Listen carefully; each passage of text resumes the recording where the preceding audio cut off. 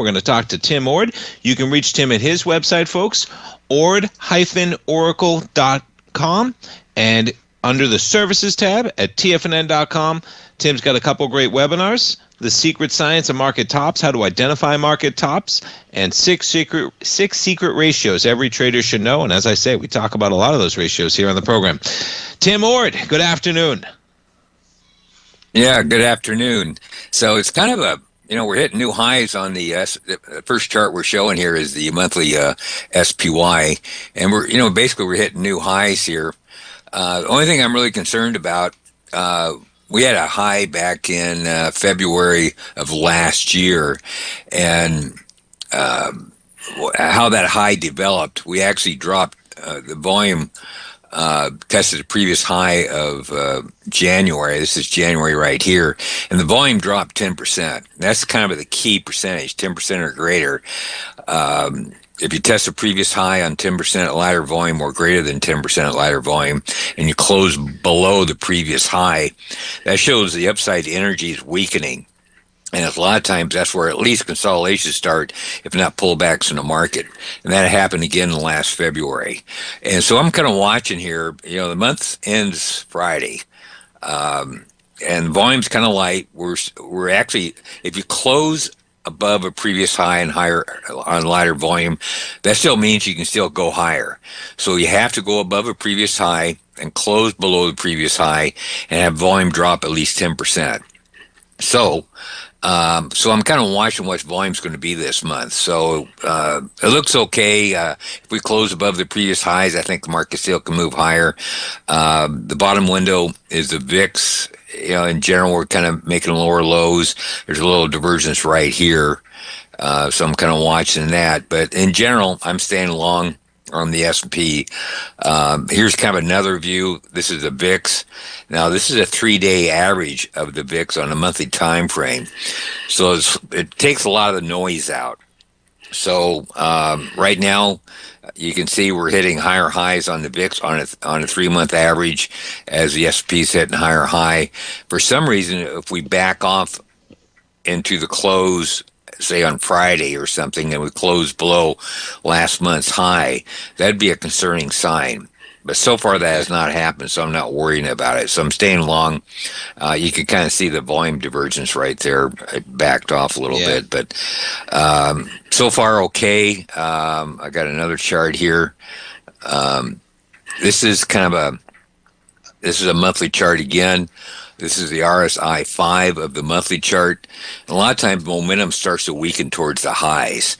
And so the RSI kind of picks up that momentum lacking. If you look at the last high we had in February of last year, the S&P's made higher highs. The RSI on a 5-month moving average made a lower high. Same thing happened in 2021. You kind of see the divergence. And here we're not doing anything. We're making higher highs, and the 5-period RSI is also making higher highs. So that's bullish.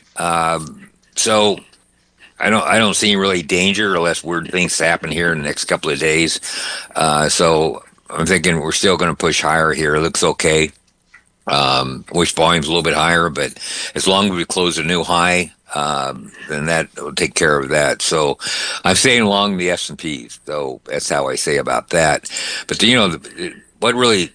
the money's being made in the gold issues this year, or actually over the last couple of years. 2 years ago, you couldn't quite tell what was going on because the market was transitioning. Even though it was going up, everybody thought it was just a minor bounce and an uptrend and come right back down again. Well, obviously that hasn't happened, and the market just keeps screaming higher here. So how long is this thing going to last?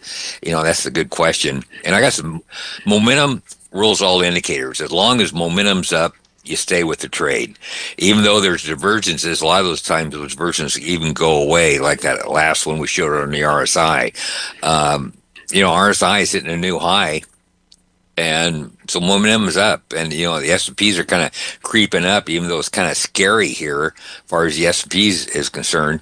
But as long as we close a new high, trend's up. So of all the indicators, momentum rules all indicators.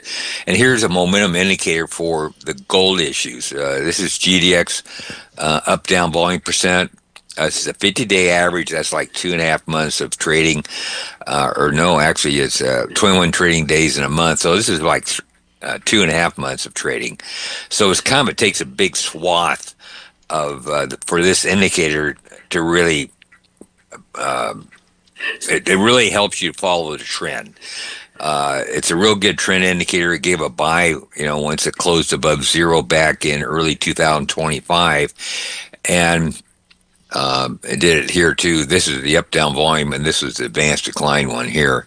So I got two different types of momentum indicators on GDX, and both of them are above zero. As long as those two indicators hold above zero, it's going to keep going higher. And normally right at the end, last time something like this big of a trend started was back in mid-2019, and it got above zero, looks like about probably May or June's in there, and stayed above zero all the way into, looks like probably September. Thereabouts. So I think that was about a year and a half. I don't know. But anyhow, it stayed above zero and kept you in the uptrend, even though this was a COVID crash right here. It still stayed long because it went down real quick and came right back up. So it didn't have a chance to flip. And, we got a bicycle on this particular indicator. It looks like, January, February. And it's still holding strong. It's plus 13, 14 right now. This indicator is plus almost 17, 18. And it's not showing any weakness, even though this thing is just screaming up until this indicator falls below zero, uptrend intact. So it's kind of look at a shorter term indicator. This is a little bit more responsive. Last time it gave a sell signal was back in... this is February of, it's probably November or something. Back here, this some trending over it. You can't quite tell what it is. Sure. But let's say it's November. It gave a sell signal. So the top window's GDX. I can't quite read it what it was. Maybe 40 or so. It falls down and finally gets back above zero. I hear the music. So. Okay.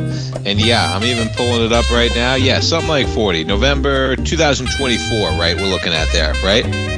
Yeah.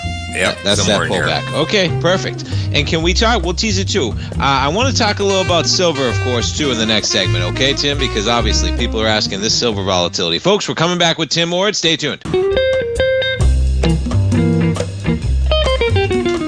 Welcome back, folks. S&P's up by 31, and gold just made another move right at 3 o'clock, and it did it with some volume, Tim, man. It was an acceleration right at 3 o'clock from 5,100 up to 5,144 in that 15-minute bar, and we're at all-time highs again in gold, folks. We're talking with Tim Ward.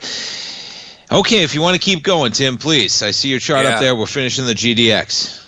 Right. Okay, this is the bottom window is the GDX to GLD, in other words, gold stocks to gold.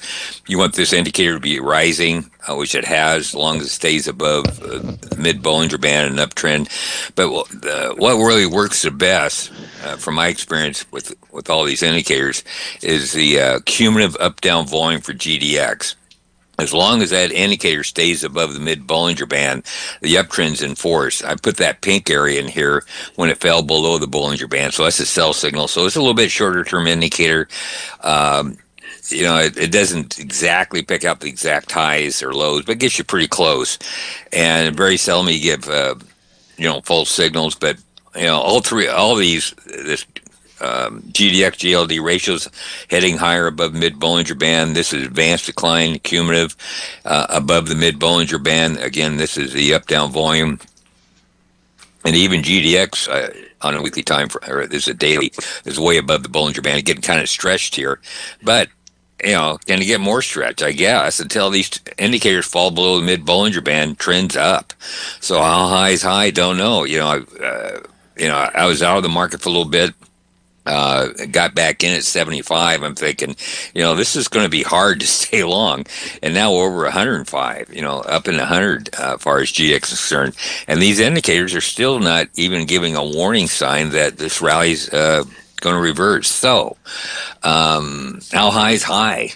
Well, actually, there could be acceleration here going on. This is, I'll do the chart on the silver come Thursday, if that's all right. That's perfect. I wanted to give you a little time, so that's a perfect one. I just know, silver, they're talking about it in the den, of course, so that's great. We'll talk about silver more thoroughly on Thursday, folks. Perfect. Yeah, because I got quite a few silver type things that kind of give a good deal. But anyhow, this is this middle window is the monthly XAU gold ratio. It goes back to 2002, or actually 2001.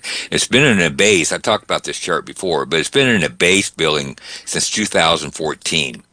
And this thing, trades, breaks up, breaks down, but it's what I'm thinking is going to go on here. It's gone sideways, so basically 0.04 to 0.09, and it's going to break out of this sideways trading range, and we're right smack at 0.09 right now. Do we back off again and create a pull back to 04, or do we finally break out? Well, it's unusually long for this indicator to stay in this narrow of a range for this long a period of time. So even though it's not saying it's going to break out today, but I bet it breaks out this year. I bet it breaks out between now and summer. That's what I'm thinking, because I don't think we're going to back away from this price of the high here is again 0.09. Where it is, there it is right there, 0.09. I think we just hover here, and we're probably going to eat through this resistance of the previous highs. And once we do, you have consolidations. What comes next is impulse waves, and so this thing's been consolidated for 2014 for 12 years now. So the next thing that's going to come is an impulse wave. Well, an impulse wave is like these straight line moves. This is an impulse wave down. It broke below these lows, and you add an impulse wave down. What I think is going to come next is an impulse wave up to the next resistance, which is basically 0.18, maybe 0.09 or 0.19, don't know. But so what does that mean? Well, it means that gold stocks way outperform gold itself, because this is a ratio between the gold stocks and gold. And so what's going to come next is an impulse wave. It's probably going to be straight up. So these gold stocks, in my opinion, are actually going to get stronger in the coming months. When that's the hard point. If we're still here 3 months from now, this 0.09 range, we're not going to back away. We're actually eating through that level, and these gold stocks are going to keep on screaming. So I think things are actually going to get better for gold stocks. I got a little bit shorter view of it here. Okay, there's a trend line coming down from the 1996 high, and we broke above that trend line. Actually, me and your dad talked about that break above that trend line, and it's going to be a robust gold stock rally. And turns out that that's exactly what's happening here. And that break of that trend line came in back in 2024, early 2025, and we had just a rally up. And here's that breakout area right here. And, even though this has gone up, probably what we're going to look for is a move similar to this one. There's a lot of mirror images going on. So even though we've been creeping up here and gold stocks have been done extremely well, the reason why I think there's going to be a more robust rally coming, because after a breakout of a trading range, you have an impulse wave, and that impulse wave is going to go straight up, just like the impulse wave. This one went straight down. There's a lot of mirror images between the two. So anyhow, I think that's where we're going to go.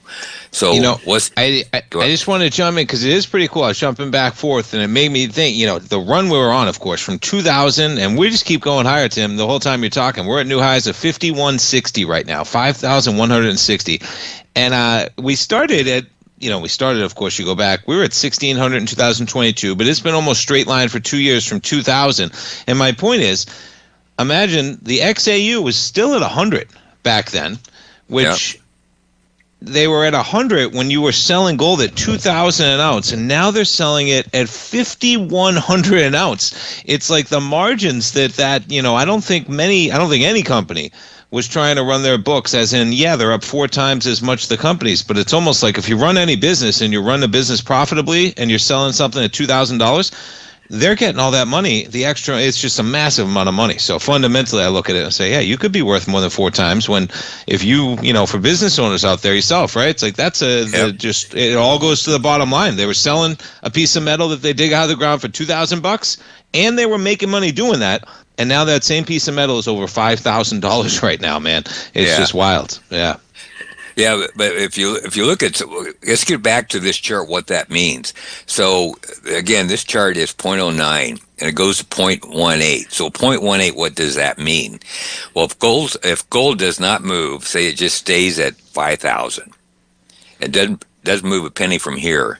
Gold stocks, to get back to 0.18, gold stocks would actually just double. Yeah, wow. But, right? So that's without gold moving. It would not even make sense, but you know that is all going to the bottom line. And guess what? What's a company worth? It's worth what you can take to the bottom line, right? And boy, when you're selling the same product for $5,000 and you were running the business 24 months ago, folks, selling it for $2,000, and then 24 months before that, Tim, they were running it, selling gold at $1,600 an ounce. Yeah. So I look at that and I'm like, wow, I cannot imagine the cash they're going to generate if gold stays at $5,000, man, for sure. So, Tim, great charts, man. Appreciate it as always. Look forward to talking to you on Thursday. And folks, if you have questions, shoot me an email, Tommy@TFNN.com. Anything you're going to want to talk about when we talk to Tim on Thursday, we'll be talking silver as well as the markets. Tim, thanks so much. We'll talk to you Thursday, man. All right, talk to you then. Thanks a lot. Talk to you then. Thanks so much. We're coming right back, folks. One more segment.